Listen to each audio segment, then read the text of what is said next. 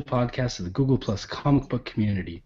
This is issue number 57 for the week of February 16th, 2015. We had some scheduling issues yesterday, so we got it in today since some of us had the day off and we were able to do it.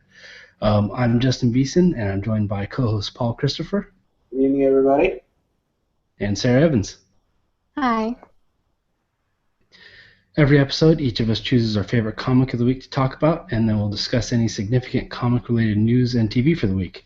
And just a reminder, you can find all of our episodes at comicbookcommunicast.com, as well as links for the podcast on YouTube, iTunes, and RSS. Also, sorry, I still have the script from last week. So anyways, that's it for the intro. Let's get right into the pick of the week. Each of us chooses our favorite comic, and then we'll briefly go over the rest of the books we pulled for the week. Paul, what was your pick? Mine was Coffin Hill, number 15. I only had 2 comics this week, so Coffin Hill was hands down the best of them. It continues to be. They're starting a new arc, which is basically our main character versus her, the ghost of her descendant, who is a powerful witch who was lynched back in not Salem but Coffin Hill, which is where the story takes place and all. And so is her what great anyway, her descendant Emma Coffin is out to kill all the ancestors of the people who lynched her. And in the meantime, Evelyn Coffin's mother is embroiled now in this police investigation as her best friend's corpse has been dug up recently. So that's where we're at. It's the start of a new arc, so don't know a whole lot of what's going on yet, but it's creepy as hell. They really do a good job with the horror factor on this comic. If you're enjoying witches, it's not exactly the same thing, because these are whereas witches, they're like non-human characters, and these are actually human characters, but they both have a similar creep factor. And if you enjoy that, if you enjoy horror comics, you really should be reading Coffin Hill right now. And who's it by? Sorry. Yeah, hold on. What is it? They only have the last names. Oh, here we go. Caitlin Kittredge is the writer. Inaki Miranda is the artist. And Ava de la Cruz is the colorist. And, yeah. Cool. All right, so that was Coffin Hill. Sarah, what was your pick? Oh. Yep. Sorry, what was that? Yeah, I was just repeating it, yes. Oh, okay. Sarah, what was your pick for this week? My pick this week was the Harley Quinn Valentine's Day Special #1, which I hear will be compiled in 1 volume with the next 12 Harley Quinn Valentine's Day specials, so we have that to look forward to. No, just kidding. The writing remains by Jimmy Palmiotti and Amanda Connor. I will always mispronounce or missay one of their last names. Sorry. And art was a guest artist this week by John Timms, and it was still pretty good. It was very cute art, a little simpler than we usually have, but still kind of sharp lines and quirky style that fits pretty well with the series. Essentially, the premise for this pretty long special, which I guess justifies the $4.99 price on it, is the premise that Harley, oblivious to Bruce Wayne's secret identity as Batman or vice versa, hears that he's being put up for a bachelor auction in order to raise money for an animal charity that Wayne Enterprises funds. And being an animal lover, and like I said, not knowing the hunky billionaire Bruce Wayne's secret identity, Harley decides she wants to get with that and immediately starts robbing anything in sight that she thinks deserves it to raise the money. Leading up to the subsequent auction as well. It's, like I said, it was a very long issue. There was a lot of story for this one-shot, especially when you take into account the fact that it included a dream sequence from Harley and dream sequence from Bruce Wayne. Actually, there were 2 dream sequences from Harley. At one point, they even kind of break the fourth wall on that when someone at the auction irritates her, and then it starts immediately. She says to the audience, you guys are, or something along the lines of, you guys are lucky. That just spared you a 2-page dream sequence on me going back to that guy's house, beating the crap out of him and raiding his refrigerator. So, oh yeah, no, her disembodied woodchuck friend breaks the fourth wall in this one with commentary on DC major crossover events as well. So the art continues very clever on this series. I didn't get to completely read it as thoroughly as I would like, skimming it for time. It's got sort of a new, it obviously played up for humor in a series like this, a sea-level villain, the Carp, who is basically, if Aquaman were a fish rights activist, he's very concerned about, the plight of fish everywhere. Oh, is his kitchen on fire? And he and his sidekick, the Sea Robin, want to rob the animal rights auction to take the money away from the cats and dogs being helped and put it towards a fish preservation. So obviously that's getting in Harley's way, and things usually don't end well when that happens. It was a really enjoyable issue, and I can definitely promote it for someone who just wants kind of a fun theme sort of comic for this holiday. I mean, if you want to spend $5 on something and you don't want to be depressed out of your mind, then definitely go pick up Harley Quinn. And you can just hop into this one. It's a true one-shot. You don't need to know. Oh yeah, no, it's got a couple of cameos by some of her series regulars, like her friend Tony, friend/landlord/enforcer/partner in crime, who continues to be ridiculously hot with his long hair and leather jacket. And Poison Ivy cameos as well. Yeah, it's not very complicated. If you know the gist of Harley Quinn's character, you'll understand why she's motivated to do the things that she does in this issue. So, yeah. Cool. So that's the Harley Quinn Valentine's Day special #1. So my pick for this week, and admittedly I've been pretty busy, so I didn't get a chance to get to all of my comics, but I mean this one was a clear standout. Even on first read, it probably will stay that way. And that's Darth Vader #1.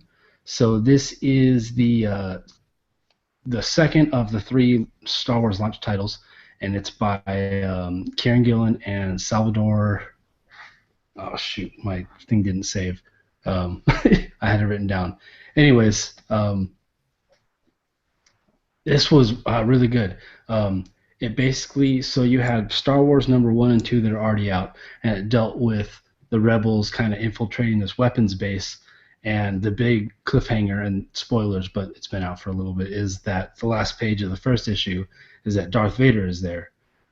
So you have this interaction between Darth Vader and Luke before the second movie, so they're kind of playing around with the limitations of the story they can tell. Anyways, the weapons base gets blown up, and so it's another failure. And so this issue picks up right after that. And kind of it's Darth Vader meeting with the Emperor, and basically they're going to explore something that has been done in other expanded universe stuff, but not in the movies or anything. And that's kind of Darth Vader oversaw the biggest single defeat at the hands of the rebels in Star Wars: A New Hope, and you never really see the fallout of that.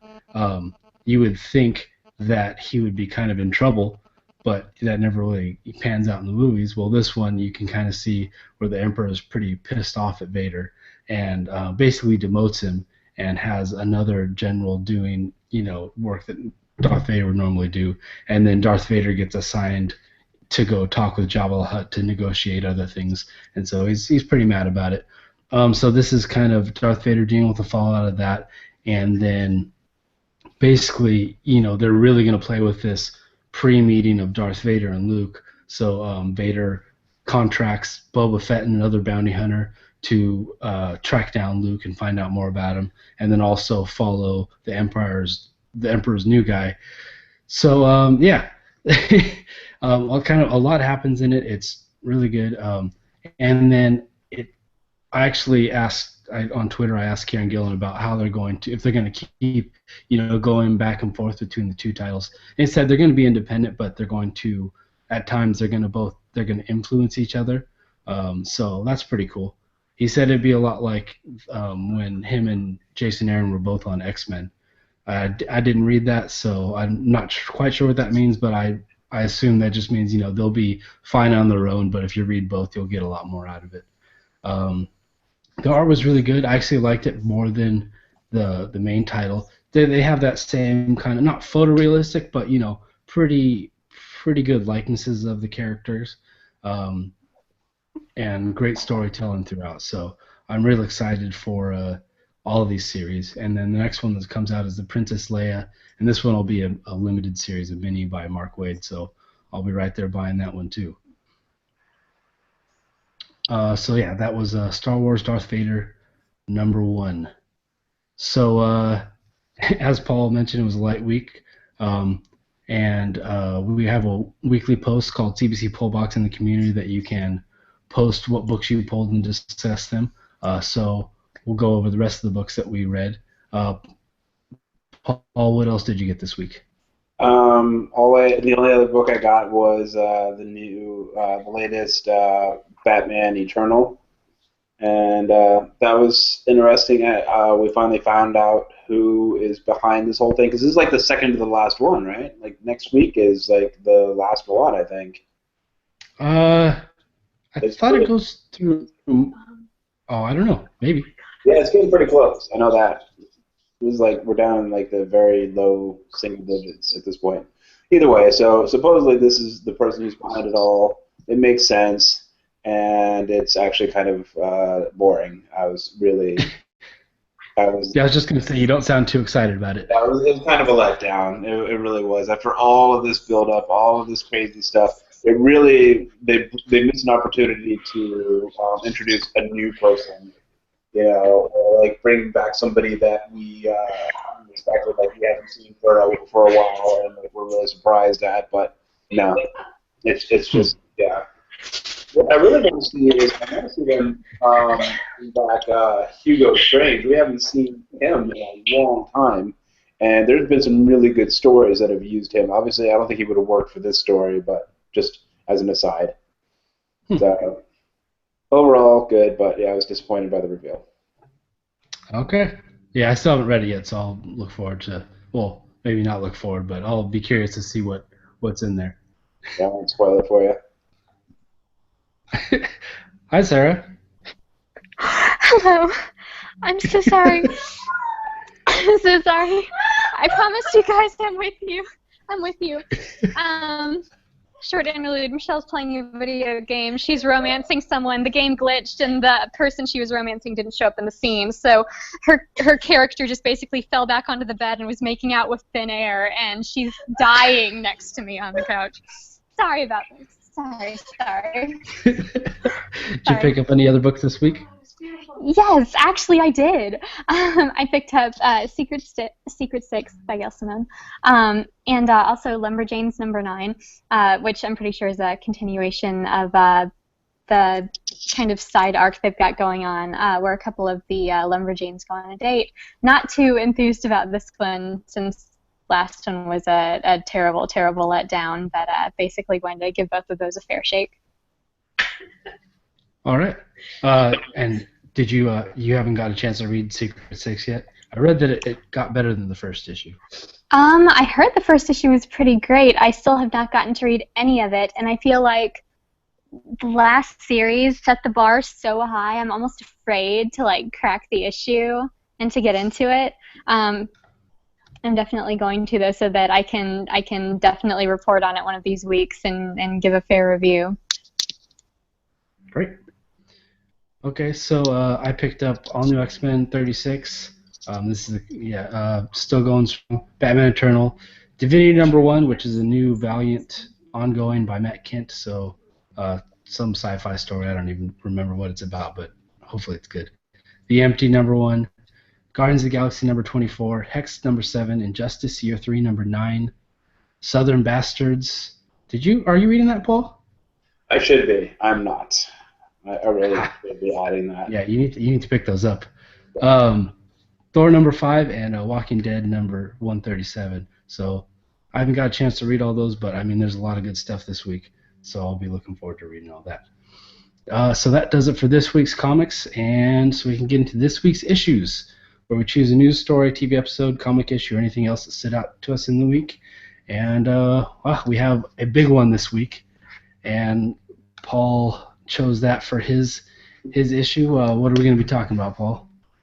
I don't remember. What was it? Oh, that's right. There's a little something going on with Spider-Man. What was that? That's right. I mean, we've been teased about this with the Sony leaks, so we knew that they were trying to work this out. So we are finally going to have Spider-Man in the Marvel Cinematic Universe, and that is the Marvel Cinematic Universe, BBC, who said that MCU stood for Marvel Comics Universe. So anyway, so we can look forward to Spider-Man appearing probably in. Everybody's saying it's going to be. Everybody's saying he's going to be Civil War because it's like the next movie coming out, Captain America: Civil War, and it makes sense because he has a big he plays a big role in that whole storyline. So basically, from what I understand, is Sony is going to keep the rights to the character, and they're going to continue to produce movies based on the character, but they're basically going to do the smart thing and let Marvel Studios, like they're going to co-produce with Marvel Studios, which, if they're smart, means that they're basically going to let Marvel do whatever the hell they want, and they'll just put the movies out. They'll actually, produce the movies and market the movies and whatnot, and distribute the movies. That's what I'm trying to say. So we're going to get the new Spider-Man, and everybody, including myself, and probably everybody here on the Communicast, is rooting for Miles Morales. Woo! Yeah, a lot of the press has been saying that too. It's like, it's time. Nobody wants to see a third rehashing of Peter Parker's story. It's just so fascinating and watchable over and over and over again. It's like every 4 years we need to see Uncle Ben die in a new and interesting way. Or in the comics, every 3 panels. Yeah. So the press is behind Miles Morales. Sony and Marvel are being pretty cagey about it, but we do know that Andrew Garfield is out, and I think Spider-Man's storyline in general is out. So the first appearance is going to be in an MCU movie, and then they'll carry over into his own standalone movie. And the result of this is a bunch of Marvel movies have now been pushed back to make room for the standalone Spider-Man movie, which I think is very interesting. So basically, that means so even though Sony is going to be producing, it now falls within the chain of the Marvel Cinematic Universe movies. So rather than being off on its own and doing its own timeline, basically, it's now going to fall within the timeline of the rest of the MCU. So it's got to slot it. They had to slot it in the chain there, rather than it appearing independently like the X-Men movies or like the Spider-Man movies do before. So very, very hopeful about this. Very excited about this. We've seen Marvel does their own properties much better than anybody else can. I mean, just look at what they've done, what Fox has done to the X-Men and Fantastic Four. So, what do you guys think? Are you guys excited about this? Yeah, definitely. I'm kind of bummed that, first off, I'm kind of bummed that Andrew Garfield's out, because I thought he was a great Peter Parker. I just think he got saddled with a real crappy set of movies. And I mean, it sounds like they're still going to do Peter Parker. Like, everything I've read, like the executives and stuff are still being dumb, and think we need to see that some more, even though Miles Morales is clearly the one to go with. And it would be a nice separation of like the old franchises and the new franchise. Personally, what I think the best case scenario would be awesome is that at the end of Civil War, instead of killing Captain America, they kill Peter Parker, and then the solo movie Spider-Man could be Miles Morales, and then he takes over. That would be awesome. I don't that think sounds that'll good to happen. me. Hashtag steal this idea. Mm-hmm. Yeah, there you go. Because I don't think in Civil War, I don't think they're going to be able to do the whole, like, he's not going to serve the same purpose because they can't reveal his secret identity. One, because I doubt Sony's going to want to have to deal with that in their own solo movie. And in the comics, they even retconned that. He made a deal with the devil to make it all go away. So I'll be interested to see what they do with it. But yeah, they should do my idea. I think that's the best way to go. Sarah, how about you? What did you think? No, I think that's a good idea too. I think it's, I don't know, because before you said that, everything that you said, I was going to say, I'm not sure how they would use Miles Morales as Spider-Man. I mean, if they do what like 90% of the people who have an opinion on this movie or on the possibility of these movies want and go with Miles Morales, without using the Peter Parker died backstory sort of thing. I feel like it would just kind of, I don't know, maybe it's just my thing for legacy heroes because I know that Miles' story can also stand on its own if coincidentally he's the first one to be bitten by these spiders. But the Peter Parker connections with Aunt May and with Gwen, they just make the story better, in my opinion, at least for someone who's reading the comics. And so yeah, I'd really like to see them use Peter Parker as a jumping off point. Hashtag Justin's ideas on the Communicast. So I think that would be great. Hopefully, yeah, if they use Peter Parker in any context, it will be in that capacity. Yeah, I forgot about that. It's interesting how they treat him as like a legacy character and coming into the mantle, and how he's kind of getting mentored by everybody else but the person that he's taking the place of, So yeah, I think they should, if that were explored in movies, I think that should definitely be kept. It's cool though because these are the people who defined the life and the identity of Peter Parker. So I mean, in a lot of ways, he is getting Peter's legacy, like directly from him in a way. Through his death, he is. Mm. And it's clear. I mean, there's hope for that because it's clear that the Marvel Cinematic Universe is relying heavily on the Ultimate Universe for their characterizations and all that. So they might go that route.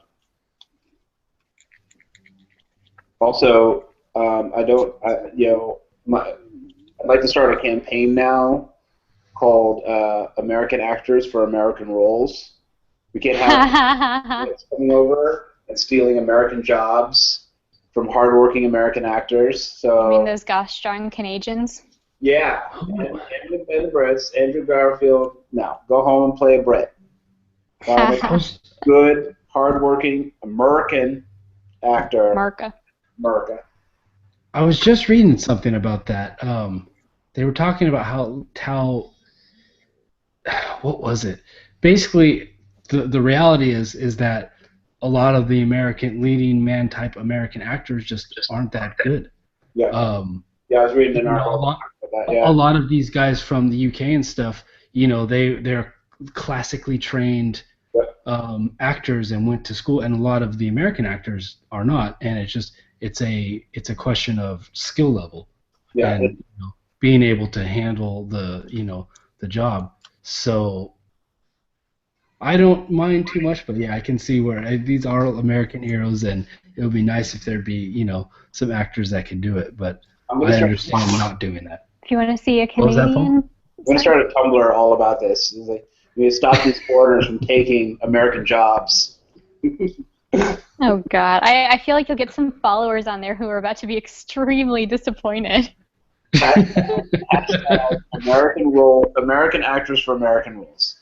But hey, I mean, I don't feel bad for them because if you want to see a movie about a Canadian superhero, you have any of the 10 billion Wolverine and his backup dancers, the X-Men movies. How on earth do we expect Ben Affleck to pay for his next mansion if he's not getting work? Right. Work by these Brits. It's ridiculous. Poor man. Well, he might have to sell one of his houses. God forbid. All right, so that's Spider-Man coming to the Marvel Universe. Yeah, I gotta say, Everybody's excited. before we go off of that, this Uh-huh. news hit me. Like, I just happened to flip on Google Plus, like in the middle of the night, and I saw it in my Google Plus stream, but it was like from some weird site that I'd never heard of, and I clicked over, and like it wasn't a really well done site and all that stuff. So I'm like, I don't know if this is legit. I mean, because like it's huge news. I'm like, I don't think this actually happened. And then I click over to io9.com, and there it is. And I'm like, oh, so this really is happening. And it's just like, it was like, when you found out that Princess died. I was like, it's just one of those things that just hits you. It's like, it's really weird because because it's just like this monumental news out of nowhere that like nobody was expecting. It's just like huge. Like we've been talking about it, we've been praying about it. Like everybody wants it, and then all of a sudden here it is, and it's like that can't be real. Wishes don't actually come true. So Yeah, it hit like, I think it hit like 8 or 9 o'clock my time. yeah. So yeah, it was late. Oh, and I just want to mention that Kevin Bircher posted that in the community. He posted the IO9 article, which I think was the first like big news outlet or not news outlet, big like blog to post it. Yeah. What's funny about it is Latino Review actually posted this news maybe like a month or so ago, but then it was a rumor, and it was just kind of like it was like buried in the article. It's just almost like a side note, and it was like, oh yeah, right, that's not happening, and then now it is, and Yes, they're I confirmed. saw it. I saw like the emails from like the whole Sony hack. There was that came up. Like Entertainment Weekly was talking about it and whatnot, and like showing the emails. But I just thought it didn't go anywhere, and sure enough, boom, here we are. And so hopefully, what I'm hoping is that like if this goes over really well, which I fully expect it will, that Fox will see it and be like, oh, we should totally do that too. Because I'm Well, okay. I actually just saw some today.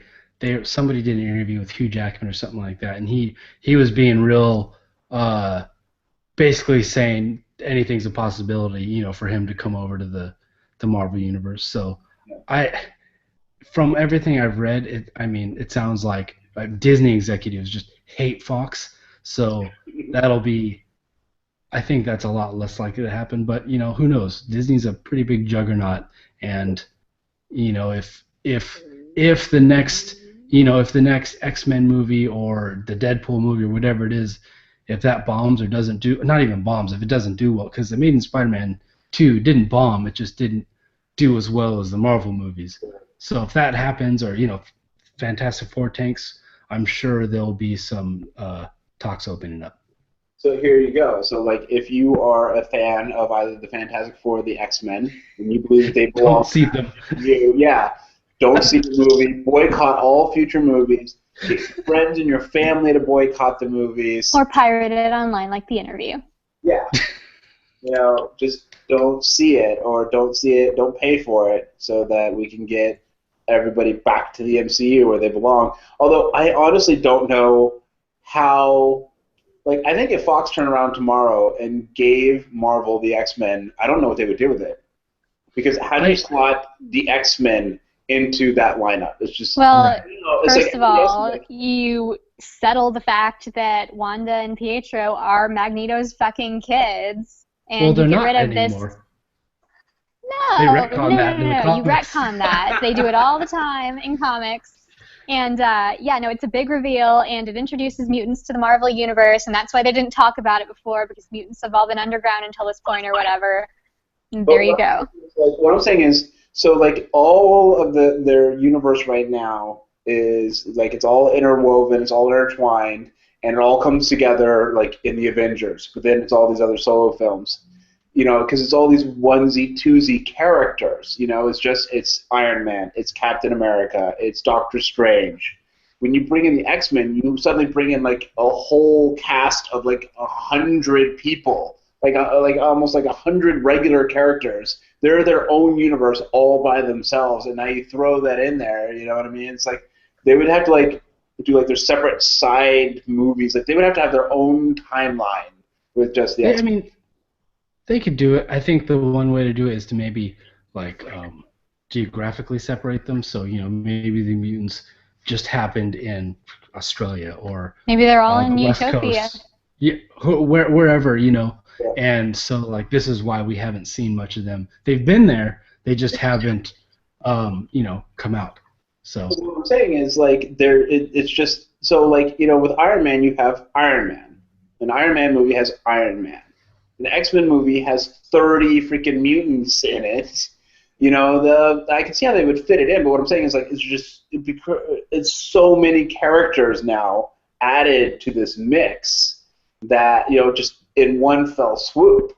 That is like massaging that would be very interesting. Like if Fox did it right, they could create, as they've tried, they could create like an entire universe just on X-Men because there's just so many characters. So they could have their Wolverine movies, their Wolverine standalones. They could have their Deadpool standalones. They could do basically what MCU is doing. They could have like standalones from the major X-Men players and then have them come together every like 3 years in a giant X-Men movie. You could do a Wolverine standalone, a Gambit standalone, a Deadpool standalone. X-23. I'm not hearing any ladies. Storm. Yeah. I mean, like I said, that's a ways off. I think they could do it. I mean, I have faith that Marvel can handle it. And I mean, it's kind of the same thing as doing Guardians of the Galaxy. They're a group of characters, and they just, kept them separate with some light integration until they bring them all together. But yeah, that's a pipe dream right now. Yeah, but we said the same thing like just last year about Spider-Man, so we just never know, man. We never know. North Korea, hack Fox for us. Let us know what's going on. All right, so yeah, this is a huge article or huge news item, and everybody was talking about it. So we'll be definitely interested to see how it develops. So as much there's a couple other smaller things that happened this week. Sarah, what was your issue for the week? Yeah, mine's pretty diminutive. It was just something that I found interesting. I'm sorry. Nothing's diminutive. Everything's important. Oh, okay. It's just levels of importance. Okay. No, as a Stephanie Brown fan, and a Cassandra Cain fan, Michelle also in particular had a lot of feelings about this. Unfortunately, she has abandoned me to play video games, and I'm fielding this one alone with about 2% of her collective knowledge of the history of Cassandra Cain in comic books. So bear with me if I fuck up somehow. So there's going to be the Convergence Batgirl series where basically the writer on this, Elisa Whitney, she gave an interview last week. It showed up on newsarama.com on Friday. And it's basically her giving teasers for the Convergence Batgirl event that's happening. Apparently she's going to be, or it's going to be Stephanie Brown Batgirl with, as you can tell from the generic cover art, with Steph and Cass and Tim standing in formation looking hesitant yet determined, which, that's new for comic book covers. That it's going to obviously involve Cassandra Cain and Tim Drake as Black Bat and Red Robin, and Stephanie Brown as Batgirl. The interview is a little confusing to me as someone who religiously read Stephanie Brown's Batgirl series and loved every minute of it. But I don't know, Elisa Whitney, who I've never heard of before because I remember a last name like Whitney with a K and a W, she seemed to think that the Batgirl run didn't really get a very good wrap-up before the reboot, and I really had to disagree because they wrapped everything up very nicely, and they even spent about 5 to 6 pages on a very trippy dream sequence of possible futures of Stephanie Brown and her superhero career and all the adventures she was going to have and all the people in the superhero community she was going to adventure with, and even training a new young Batgirl as an adult Nightwing herself. And it was it was very inspiring, and she swings off into a bright purple sunrise at the end after having a few parting words with Barbara, and it's like, wow, that was very final. That was the closeout to this series. You know, it's only the end if you want it to be. That line has become very iconic and like a commentary on, you know, this is the end of the series, this is what's happening. And Elisa Quinney didn't seem to think that there'd been a definite ending to the Batgirl series, and I'm a little nervous about her writing this now. She also says that her plan for the book, essentially, I won't say anything that you couldn't read in the article, because obviously what do I know that's not in the article about Batgirl convergence? I don't have the inner plans on that. I'm not North Korea. Essentially, her setup for this story is that it's going to be Stephanie-centric. The Batgirl thing is going to focus on Steph, not Steph and Cass, which is disappointing for Cass Kane fans, I'm sure, because she's still not getting a lot of attention. But this is more than she's gotten in years, so yay. Apparently, Steph and Cass are going to be living together. Stephanie's going to have hung up the Batgirl cowl inexplicably, and is working as a medic, like her mother, which is a little confusing also. It just seems like there are things she'd be stronger at, and I'm pretty sure you need some kind of degree for that. She was an undergrad. She was just starting undergrad in the Batgirl series, so maybe there was some kind of a time jump or something. Apparently Cass is still Black Bat, and Tim's still going to be Red Robin, and Cass and Tim still patrol together. Quinney seems to be really getting off on the drama factor on this series, which, I mean, I can't blame her, because, you know, it's a bunch of young 20-something, like, younger generation of superheroes, and they're all thrown together. I mean, it makes sense that writers would try to do something like this, but she's made allusions to themes where Steph sees Cass as competition, because she thinks Cass was a better Batgirl than she was, and she gets to hang out with Tim a lot, and because she and Tim have unresolved baggage, somehow that makes her jealous.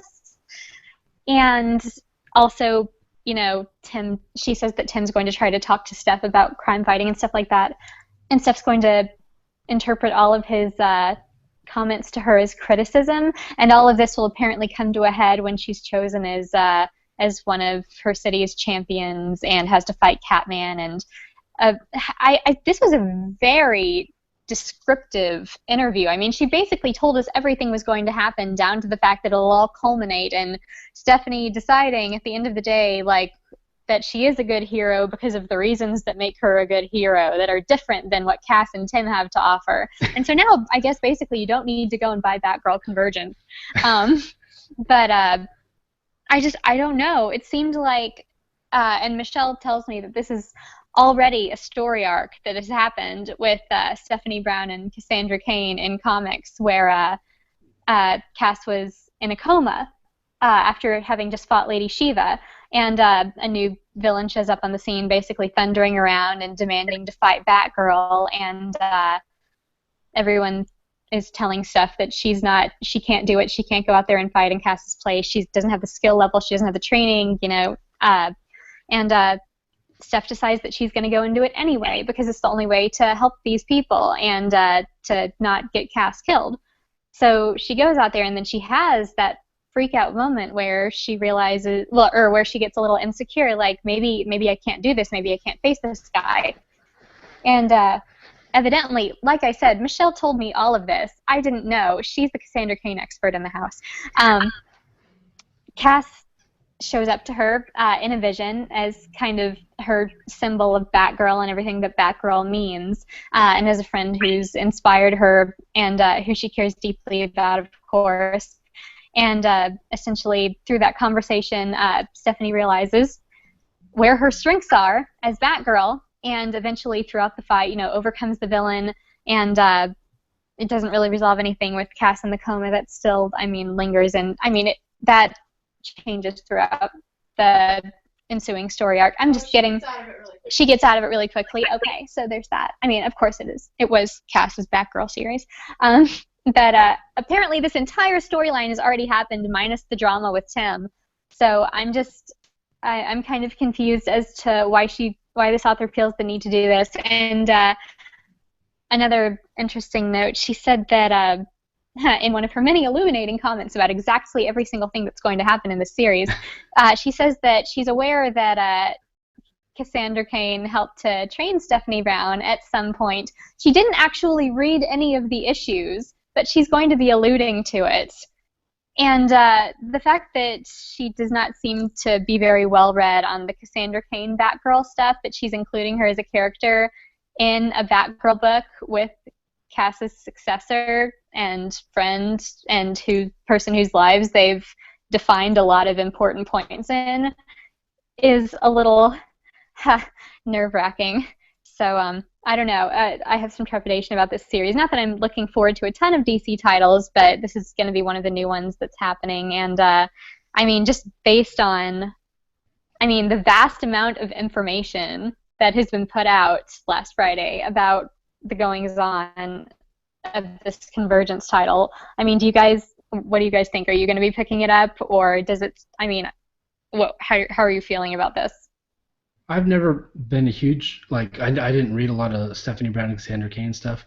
I think we're going to see a lot of similar type things, though, where they're putting new writers that may not know all of the history and everything besides these characters. And the conceit of Convergence lets them kind of do that, because, yes, it's set in that era, but it doesn't have to adhere to all the continuity things because it's Convergence. So it can still be its own thing.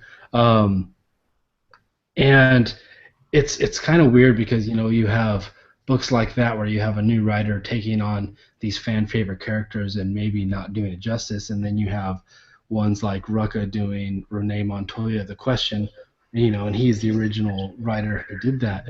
And they're going to, I don't know, we'll see how it ends up. I mean, it doesn't sound like the fans will be very happy with this. But, I was going to say we haven't read it yet, but it seems like she kind of said everything that's going to happen.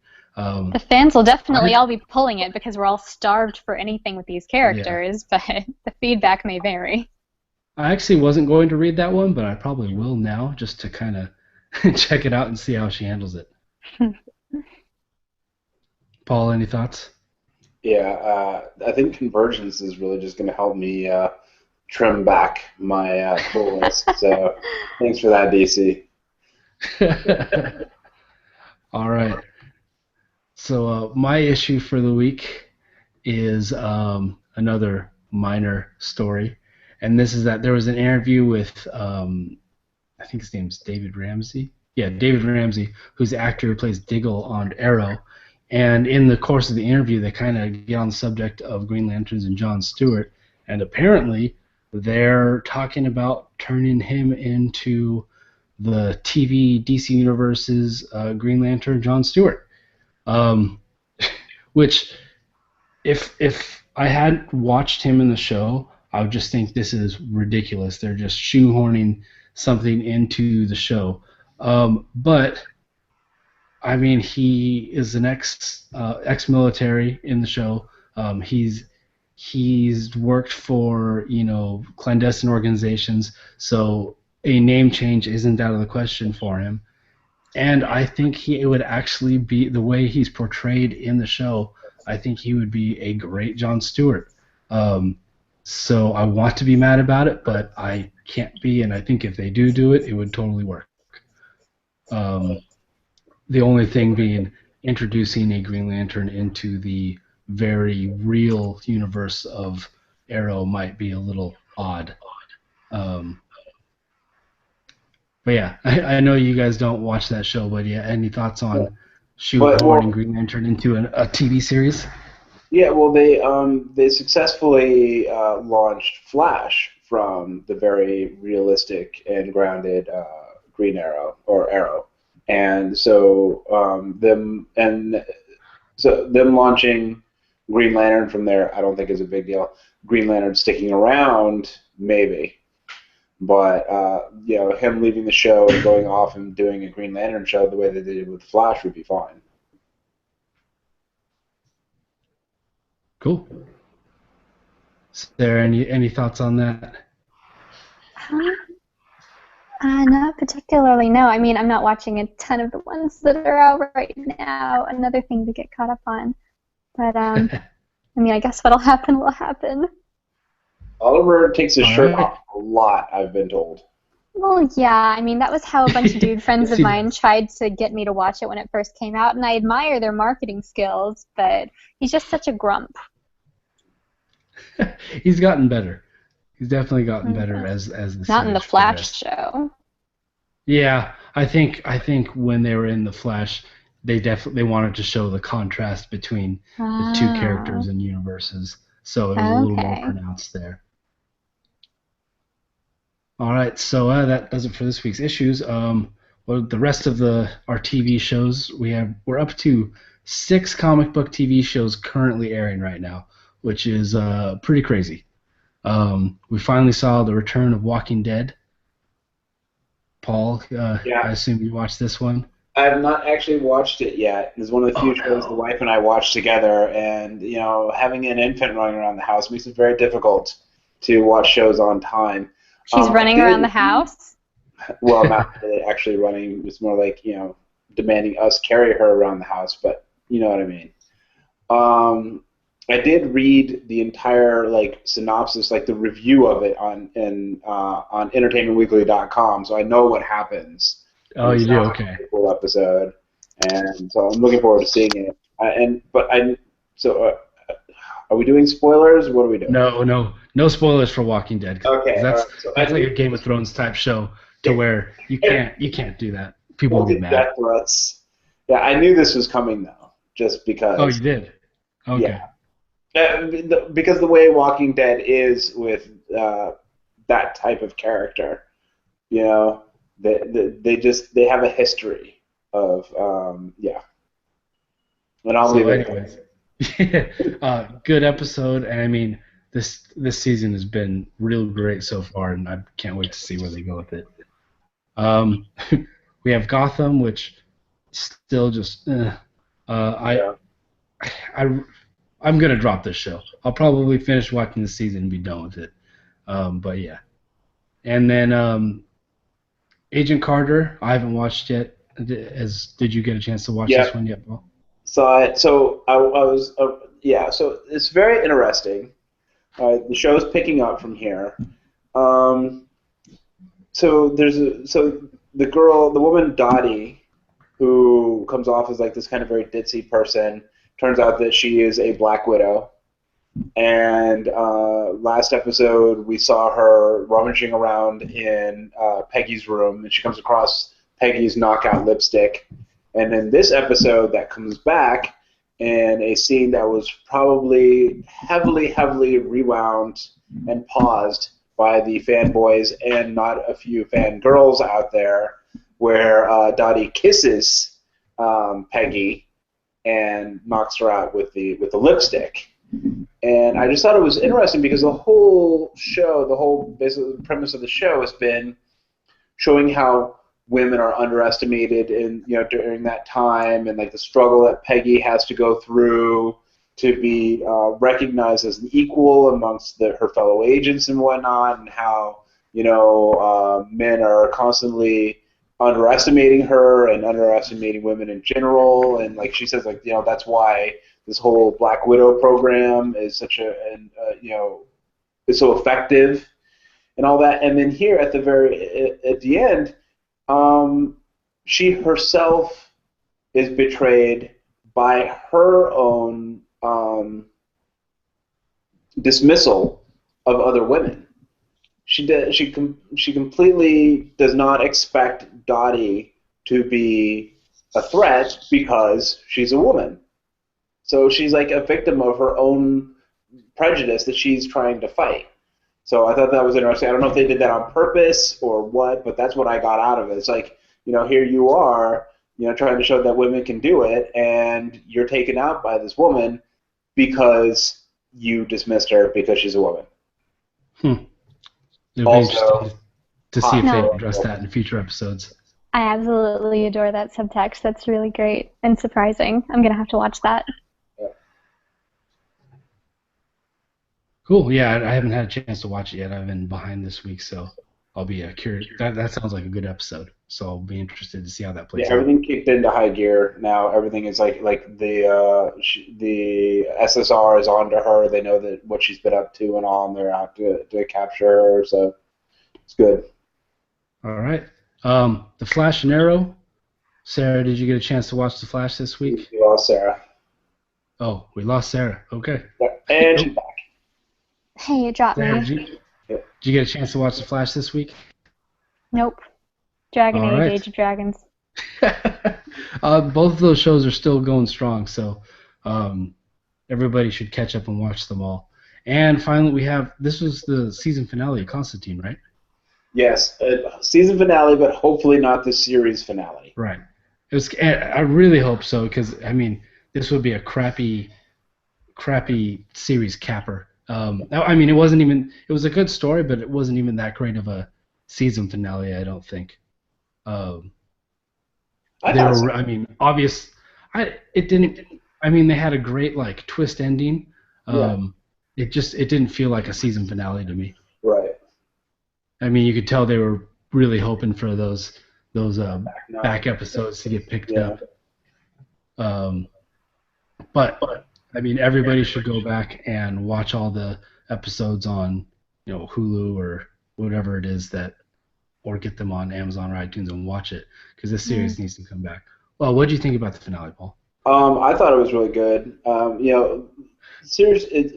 I really honestly feel that every episode was better than the last, and this episode is no different. It was really, really interesting to see, and Constantine deals with, just a bad person. It's not a demon, not a witch, nothing supernatural. I mean, there is supernatural involved, but the person that they're dealing with is not themselves a supernatural creature. It's just a really, really bad human being.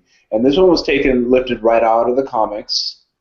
And so, they're hewing more and more to the comic books, and they've got him smoking. He was smoking all over this episode.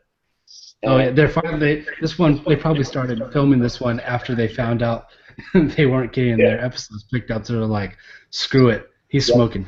Yep. Maybe it's their last cigarette. Yeah.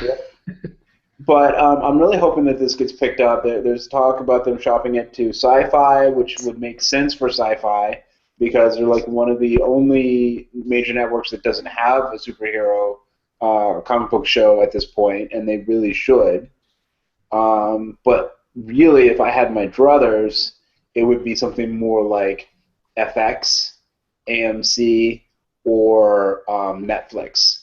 Because I think that they not only they have the budget, and they have the will to really make this like as dark as it should be. They could really hew it much more closely to the comic books, and also they wouldn't give a crap about smoking. I think Sci-Fi. I think it could work on Sci-Fi. I don't know if you ever saw Sci-Fi had basically their version of the X-Men called Alphas. Yeah. And that was a really good show. Yeah. And just from watching that, I think they could handle a comic book show. And what I'm worried about, because I heard good things about that. I didn't watch that show, but what I'm worried about is that lasting. Like, how long did Alphas last? Yeah. Only a season, I think. Exactly. I want Constantine to be on a network where it can go and go and go and go. Because like Sci-Fi, it's like if it doesn't hit right away, they don't have the budget to keep it around, and then they'll just throw in another wrestling show or something. So, something like Netflix, which has kept around that Lilyhammer series, could afford to let it find its feet.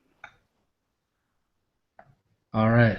So yeah, everybody watch that and bring it back for a second season.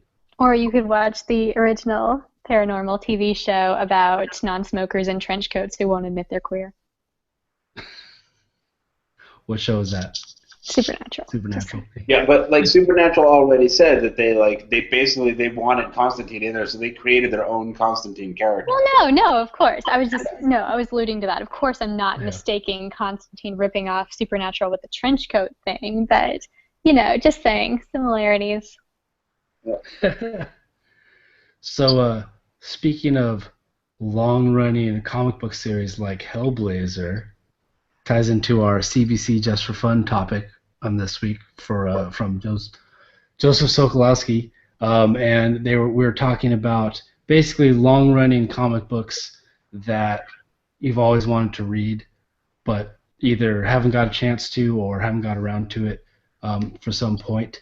So I wanted to do that one this week on ours. What's like a long-run comic book series that you've never read that you really want to? The Walking Dead. Have you read any of it before?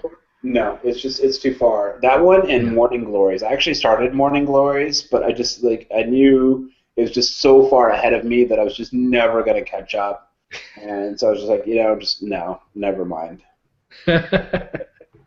Sarah, what about you?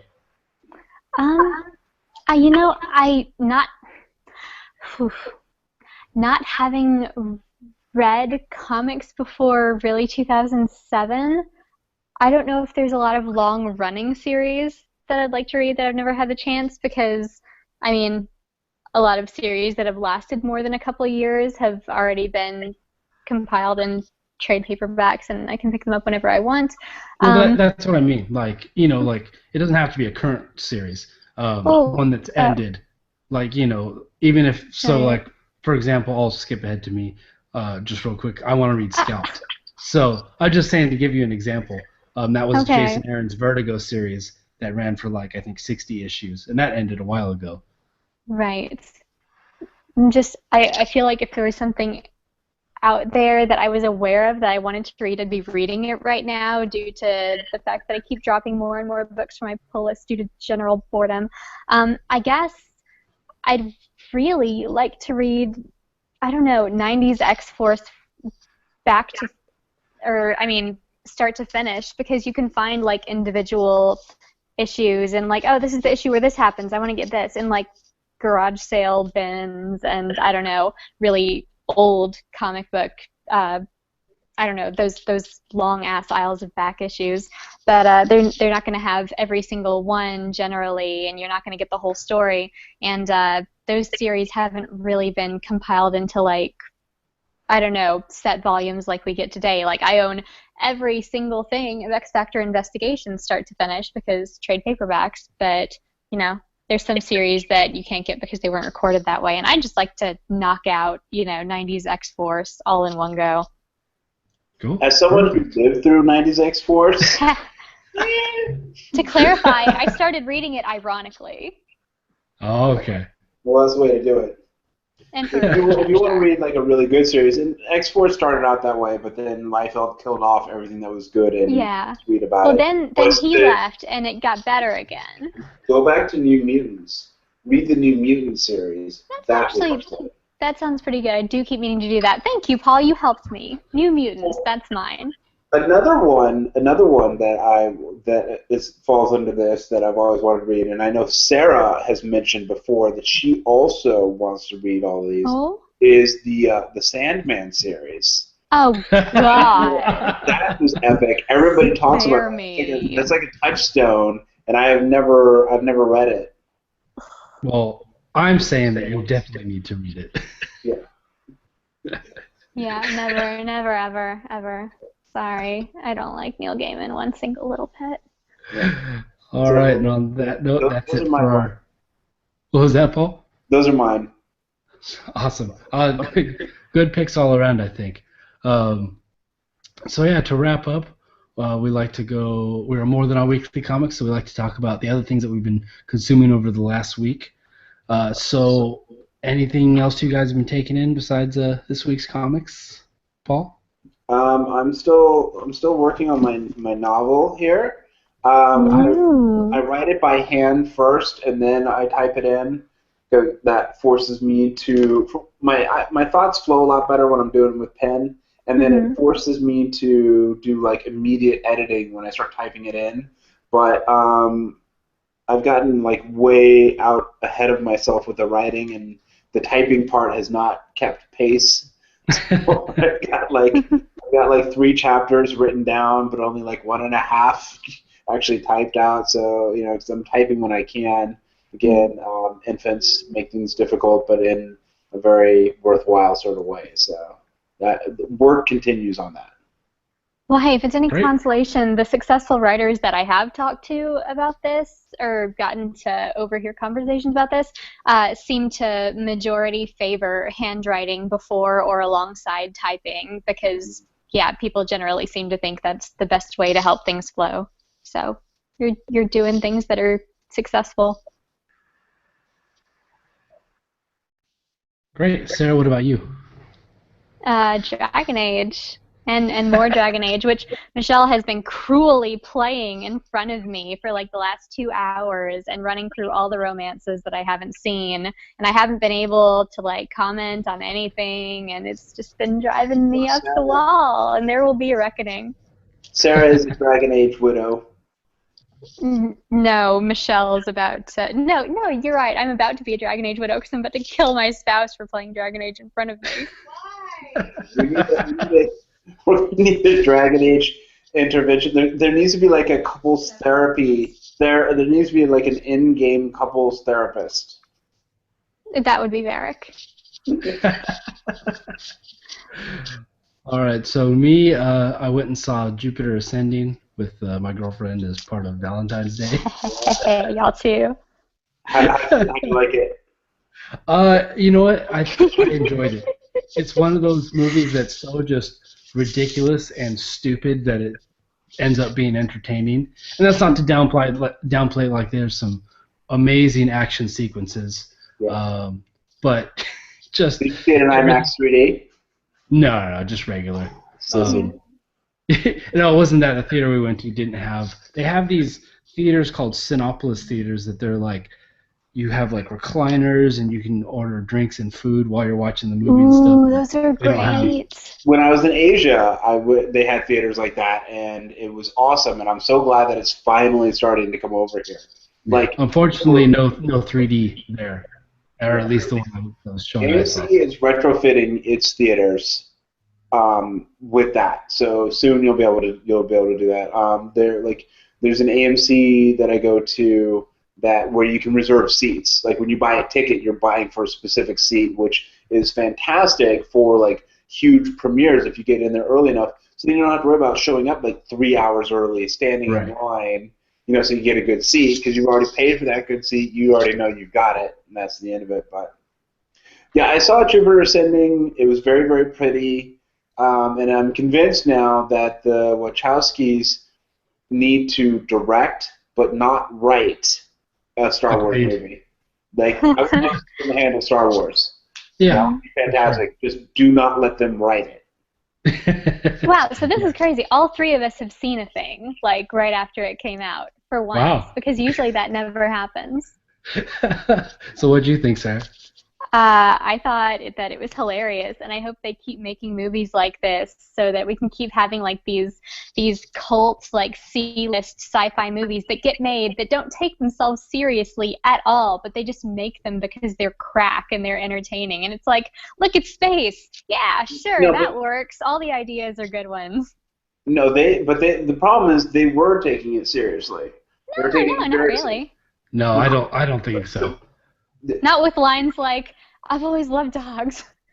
And then she has a moment of realization. They wouldn't keep that in the movie if they were trying to take itself seriously. Yeah, I don't think they were, I mean, too serious to a point, but I think they knew what they were doing. They're just Once crazy. you start like having action sequences where somebody's on space skates and he's like figure skating through the air, I think you've just gotta, take a moment and like laugh hysterically in a corner somewhere, and then you can get on with making the movie, and you've come to terms with the fact that it is what it is. I don't know, man. But either way, it was beautiful. It was very pretty. But see, you didn't go to IMAX, so you didn't get the cool poster. Oh! Yeah. Boo! Oh, you suck. Look what other poster I got.